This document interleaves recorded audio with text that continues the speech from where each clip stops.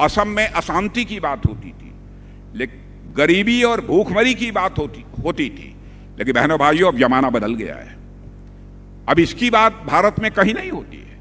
दुनिया के दूसरे देशों में चले जाइए, अब कोई भूखमरी की बात नहीं करता, बहुत गंभीर गरीबी की भी असम में कोई बात नहीं करता, अब कोई उग्रवाद की भी बात नहीं करता। असम की बात यदि भारत और दुनिया में होती है तो असम के विकास के लिए की जाती है। बहनों भाइयों, यह कर भारतीय जनता पार्टी ने दिखाया। कांग्रेस की सरकारों के बारे में आप जानते हैं, बॉर्डर एरिया के जो गांव होते थे उनको यह कहते थे यह अंतिम गांव है, यह हमारे देश के अंतिम गांव हैं। लेकिन हम लोगों की सोच देखिए, हम लोगों ने कहा कि बॉर्डर के पास रहने वाले गांव ये हमारे भारत के अंतिम गांव नहीं हो सकते, ये भारत के पहले गांव हैं। मेरे बहनों भाइयों, पहले गांव हैं। इसलिए विकास का जब प्रश्न आता है तो बॉर्डर की सीमा पर रहने वाले लोगों को प्राथमिकता दी जानी चाहिए। और असम की उपेक्षा का जहां तक प्रश्न है, भारत की आजादी के साथ ही मैं मानता हूं असम की भी उपेक्षा जिन सरकारों ने काम किया आज के 10 साल पहले उन्होंने बराबर की। और मैं याद दिलाना चाहता हूं कि 1953 में जब असम की धरती से तेल निकला तो असम वासियों को यह उम्मीद थी कि अब इससे असम में नया रोजगार पैदा होगा, असम धनवान राज्य बन जाएगा। लेकिन मैं कह सकता हूं, दुख के साथ मुझे कहना पड़ता है, कांग्रेस की सरकारों ने असम वासियों के इस हक को मारा है। यहां रिफाइनरी तक नहीं लगने दी। लगातार और संघर्ष के बाद 1961 में जाकर 1961 में जाकर एक रिफाइनरी मिली। लेकिन बहनों भाइयों, तब तक काफी देर हो चुकी थी। और बहनों भाइयों, असम और नॉर्थ ईस्ट के विकास को नई दिशा और नई ऊर्जा देने का काम पहली बार किसी ने गंभीरता से किया है। हमारे पूर्व प्रधानमंत्री श्रद्धेय अटल बिहारी वाजपेयी ने ही किया था। उन्होंने नॉर्थ ईस्टर्न रीजन के विकास के लिए, आपको जानकारी होगी, पहली बार आजाद भारत में नॉर्थ ईस्ट के विकास के लिए अलग से मिनिस्ट्री बनाने का काम किसी ने किया तो हमारे श्रद्धेय अटल बिहारी वाजपेयी ने किया था, ताकि इस असम का तेजी के साथ विकास हो सके। और आज हमारे प्रधानमंत्री मोदी जी ने विकास का जब प्रश्न आता है, सर्वाधिक प्राथमिकता यदि किसी को दी है तो बहनों भाइयों नॉर्थ ईस्ट को दी है। और हर मंत्री को उन्होंने आदेश दे रखा है कि आप लोगों को प्रतिवर्ष हर मंत्री को नॉर्थ ईस्ट में कम से कम 3-4 दौरे प्रतिवर्ष उनके लगने चाहिए और वहां पर जाकर अपने विकास के कार्यों की वह समीक्षा करें और देखें कि नॉर्थ ईस्ट में विकास के मामले में कहीं पर कोई लापरवाही तो नहीं हो रही है। और आज आप स्वयं महसूस करते हैं तो आज नॉर्थ ईस्ट की भारत के किसी कोने में बात होती है तो पिछड़ेपन की बात नहीं होती है, उग्रवाद की बात नहीं होती है, लूट खसोट की बात नहीं होती है। आज यदि नॉर्थ ईस्ट की बात होती है तो विकास की बात होती है, बात होती है तो कनेक्टिविटी की बात होती है, अष्टलक्ष्मी की बात होती है, यहां की क्षमता के बारे में बात होती है, यहां की प्रोग्रेस के बारे में बात होती है और यहां की प्रॉस्पेरिटी यानी यहां की संपन्नता के बारे में सारे भारत में बात होती है। बहनों भाइयों, यह हम सबके लिए गौरव का विषय है। और पिछले 11 वर्षों में हमारे प्रधानमंत्री मोदी जी ने, आपको जानकारी होगी, 30 बार असम आए हैं।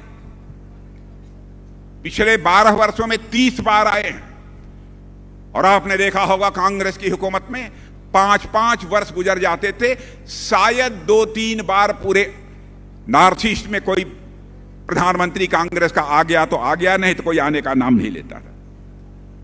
वह मानते थे कि असम, ये नॉर्थ ईस्ट का कोई बहुत महत्व नहीं है, वहां विकास नहीं होगा तब भी काम चलेगा। लेकिन आज हम कहते हैं असम यह देश की मुख्य धारा में है। यह है उनमें और हमारी सोच में सबसे बड़ा अंतर। आज असम के बारे में कह सकता हूं मेरे बहनों भाइयों, असम एक नए आत्मविश्वास के साथ अपने कदम तेजी के साथ आगे बढ़ा रहा है। असम विकास का केंद्र बन गया है। और यदि मैं कहूं कि असम आज पूरे पूर्वोत्तर के विकास का एक इंजन बनकर खड़ा हुआ है तो यह कहना भी अतिशयोक्तिपूर्ण नहीं होगा। पूरे नॉर्थ ईस्ट के विकास का इंजन बन गया है असम, और हम मानते हैं कि जब असम आगे बढ़ेगा तब पूरे हिंदुस्तान के विकास की रफ्तार को एक गति मिलेगी। जब असम का विकास होगा तभी जाकर भारत का भी पूरा विकास हो सकता है। इसीलिए हमारे प्रधानमंत्री मोदी जी ने असम के विकास और नॉर्थ ईस्ट के विकास को विशेष प्राथमिकता दी।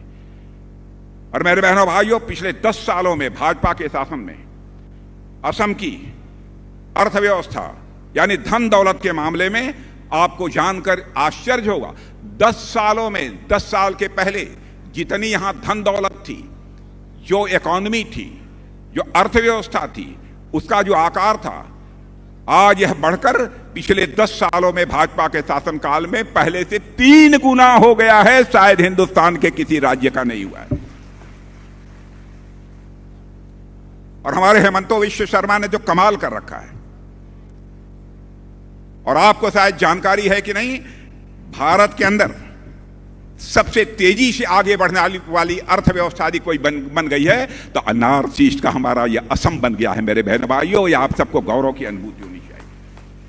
और ये बात मैं नहीं कह रहा हूं, आप ये समझेंगे कि मैं पार्टी का हूं इसलिए मैं यह बात कर रहा हूं। हर व्यक्ति जो भाषण देने के लिए खड़ा होता है अपने पार्टी की वाहवाही करता है, यह केवल मैं नहीं कह रहा हूं। रिजर्व बैंक ऑफ इंडिया की रिपोर्ट कर रही है, पिछले 5 वर्षों में यानी 2020 से लेकर 2025 के बीच असम की अर्थव्यवस्था 45% की गति से तेजी के साथ आगे बढ़ी है, 45%। और बहनों भाइयों, कांग्रेस के नेता समझ नहीं पा रहे हैं कि असम की अर्थव्यवस्था इतनी तेजी के साथ बढ़ रही है, उसका राज क्या है, वह रहस्य क्या है, इसको समझ नहीं पा रहे हैं। आप ये कहें तो मैं इसका रहस्य बतला दूं, क्यों यहां की अर्थव्यवस्था तेजी के साथ बढ़ रही है। इसलिए बढ़ रही है, इसके पीछे भाजपा सरकार की नीति सही है, भाजपा सरकार की नीयत सही है, और असम के लोगों, आप लोगों की मेहनत और परिश्रम का यह नतीजा है कि आज असम तेजी के साथ आगे बढ़ रहा है। और मेरे बहनों भाइयों, प्रधानमंत्री मोदी जी और मुख्यमंत्री हेमंत विश्व शर्मा के नेतृत्व में हमारी डबल इंजन की सरकार ने असम के लोगों के लिए जमकर काम किया है। आज जब सरकार की सही नीति और नीयत के साथ असम के लोगों के मेहनत को एक नई ऊर्जा मिली है, तो स्वाभाविक है कि असम के विकास ने रफ्तार पकड़ ली है।